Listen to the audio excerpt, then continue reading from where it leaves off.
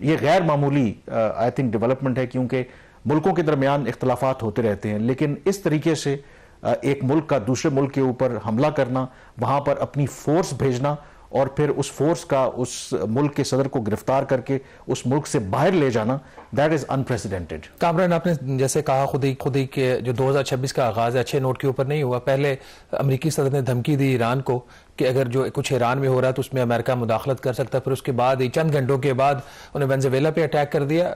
इंतहाई गैर मामूली वाक़या है, दुनिया के अमन के लिए बिल्कुल ठीक नहीं है ये चीज़।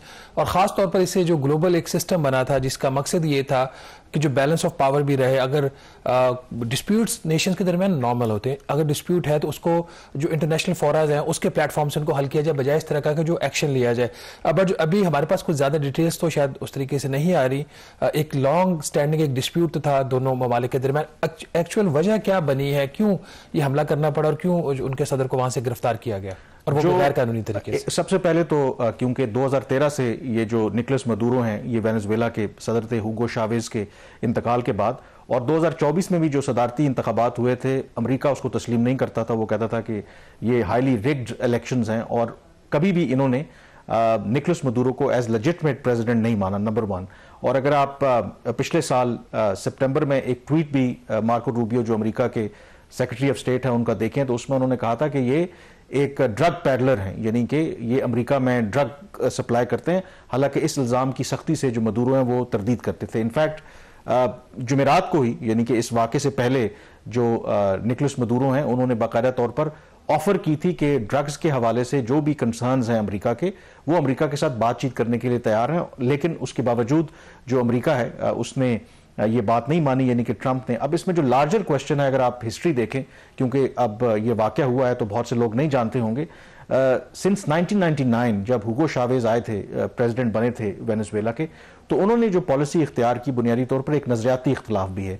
वहां पर लेफ्टिस्ट यानी कि सोशलिस्ट एक गवर्नमेंट आई जो कैपिटलिज्म के वो खिलाफ है, जो अमरीकी इंपीरियलिज्म की जो पॉलिसीज हैं उनके वो खिलाफ हैं, और उनकी जो अलाइनमेंट है, हालांकि वो रहते अमेरिका की बैकयार्ड में है, उनकी अलाइनमेंट किसके साथ है? ईरान उनका इत्तेहादी है, चीन, रशिया, ये वो ममालिक हैं। इसी तरीके से जो क्यूबा, कोलंबिया, जहाँ पे इस तरह की सोशलिस्ट हुकूमतें हैं।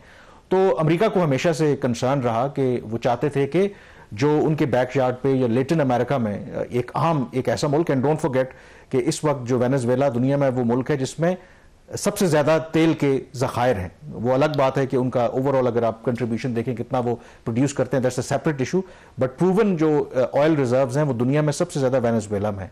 तो एक इसमें कहानी ये भी है कि दुनिया में आपको पता है कि रिसोर्सेज की जंग होती है, तो मल्टीपल फैक्टर्स हैं कि जो अमेरिका है वो लॉन्ग स्टैंडिंग उनके इश्यूज रहे हैं, वो चाहते हैं कि वेनेजुएला में एक ऐसी हुकूमत हो जो उनके स्ट्रेटेजिक इंटरेस्ट हैं उनके साथ वो अलाइन करे, और इस वजह से वो एक रेजीम चेंज चाह रहे थे। इनफैक्ट अगर आप देखें तो खुद अमेरिकी सदर ट्रंप, आपको पता है कि अमन का जो नोबेल प्राइज है वो चाहते थे, लेकिन इस दफा जो नोबेल का प्राइज आपको पता है जो मिला है वो वेनेजुएला की ऑपोजिशन लीडर हैं जिनको दिया गया है, और उनकी जो लीनिंग है वो टुवर्ड्स जो अमेरिका की तरफ है।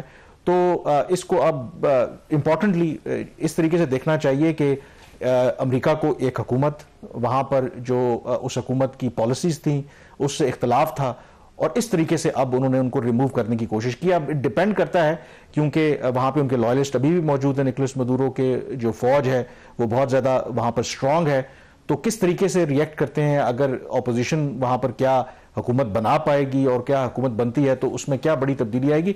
तो ओवरऑल ये फैक्टर्स हैं, नजरियाती जो बुनियादी तौर पर फैक्टर है, और अमेरिका नेचुरली उनको ये लगता था कि जब तक निकोलस मदुरो हैं तो जो उनके इंटरेस्ट हैं इस रीजन के अंदर वो सर्व नहीं होते। कामरान, शायद नजरियाती इतना बड़ा मसला ना हो प्रेसिडेंट डोनाल्ड ट्रंप के लिए। वो आपको पता है कि जिस किस्म के उनके ख्यालात है डेमोक्रेसी की वो परवाह नहीं करते, इंस्टीट्यूशंस की वो परवाह नहीं करते। अब वो जो उनको बेहतर लगता है वो करते हैं। एक जिसकी तरफ आपने इशारा किया, अभी हम सारी बातें जो है वो स्पेकुलेटिव इस वक्त हो रही हैं। जो उनके पास ऑयल रिजर्व्स हैं, दुनिया में सबसे ज़्यादा प्रूवन ऑयल रिजर्व्स उनके पास है, लेकिन उनकी जो प्रोडक्शन है ऑफ द प्रूवन रिजर्व्स कहा जाता है कि 1% भी उसके बराबर नहीं है। और ना तो ये दुनिया के जो 10 बड़े ममालिक हैं जो तेल पैदा करते हैं उसमें इसका शुमार होता है, 12वें 13वें नंबर पर ज़रूर है।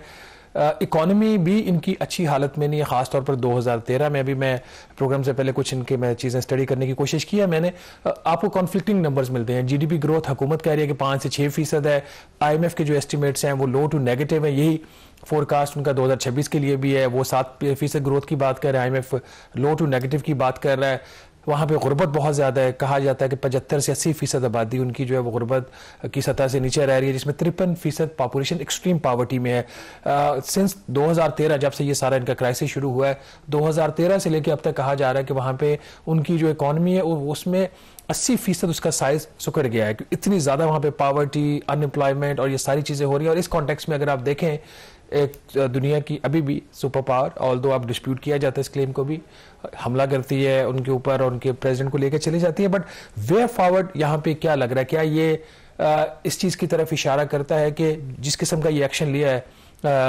अमेरिकन प्रेसिडेंट ने, क्या ये अकेला ऐसा वाकया होगा, आइसोलेटेड इंसिडेंट होगा, या इस तरह के और भी फिर अब वाकयात हो सकते हैं? देखिए, it is too early to say कि अभी क्या होता है, क्योंकि इससे पहले जो हुगो शावेज की हुकूमत थी 99 में जब आए थे, तो उनके खिलाफ भी कू हुआ था गालिबन 2002 या 3 में। वो कहा जाता है कि अमेरिका ने करवाया था और उसकी वजह से इख्तलाफात हुए थे, लेकिन वो ब्रीफली उनको रिमूव किया गया था और दोबारा वो इक़्तिदार में वापस आ गए थे और उस वक्त तक इक़्तिदार में रहे थे जब तक उनका इंतकाल नहीं हुआ। तो जैसे मैंने कहा कि ये तो अभी इट इज़ टू अर्ली, और क्या सिर्फ सदर को रिमूव करने से वहाँ पर जो उसी नज़रिए को या जिस जमात को वो रिप्रेजेंट करते हैं, क्या इतनी आसानी से आप वहाँ पे लोगों को रिमूव कर लेंगे? अगर ऑपोजिशन को मौका देते हैं तो क्या ऑपोजिशन जो है उन लोगों को काबू कर पाएगी? फिर फौज के अंदर इनके इतने लॉयलिस्ट मौजूद हैं, क्योंकि अभी तक जो अमरीकी मीडिया रिपोर्ट कर रहा है कि ये कोई बाकायदा उस तरीके की इन्वेजन नहीं है, यानी कि अमरीकी जो फोर्सेज हैं ऑन सॉइल नहीं है वेनेजुएला के, और ना ही अपेरेंटली अभी तक उनका ये मंसूबा लग रहा है।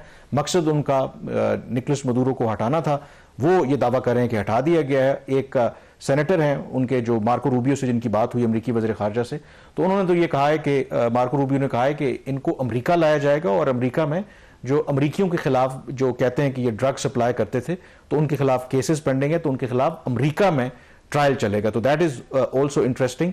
तो ओवरऑल अगर आप ये लेटिन अमेरिका देखें, क्यूबा को देख लें, कोलंबिया देख लें, इनकी एक हिस्ट्री रही है। आपको पता है कि ये इंपीरियलिज्म के खिलाफ, अमेरिका के खिलाफ रेजिस्ट करते रहे। पनामा का भी एग्जांपल 1989 में शायद कहा जाता है कि उससे कुछ सिमिलैरिटी है कि लास्ट टाइम उन्होंने वहां पर जो कोई फौजी उनके लीडर थे उनको इस तरीके से रिमूव किया, तो उसके बाद ये पहली अमेरिका की इंटरवेंशन है लेटिन अमेरिका में, डायरेक्ट इंटरवेंशन। तो ओवरऑल मैं जो बात कर रहा हूं कि वहां पर जो लेटिन अमेरिका के अंदर एक आपको पता है कि कल्चर भी होता है, एक माइंडसेट भी है। ची गुवेरा और ये सारे उससे पहले सोशलिस्ट लीडर्स वहां पे बहुत ज्यादा आए हैं।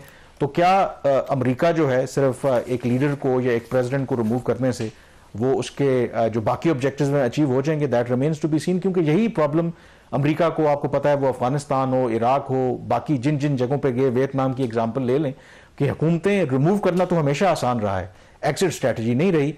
तो इसकी it is too early, but let's see. इसलिए जो ट्रूप्स हैं वो ऑन ग्राउंड नहीं है इस वक्त, सिर्फ उन्होंने उनके सदर को वहां से निकाला है। और फिर शायद उसको गिरफ्तार करना गलत लफ्ज होगा, मे बी उसको अगवा किया गया। इसके लिए क्या इंटरनेशनल लैंग्वेज में, लॉ में क्या जो उनके सपोर्टर्स हैं वो तो यही कह रहे हैं कि इनको बुनियादी तौर पर किडनैप किया गया है। और क्योंकि यूएन का ये मेंबर है वेनेजुएला, और अमेरिका बेशक रिकॉग्नाइज ना करे, बाकी मुल्क करते हैं।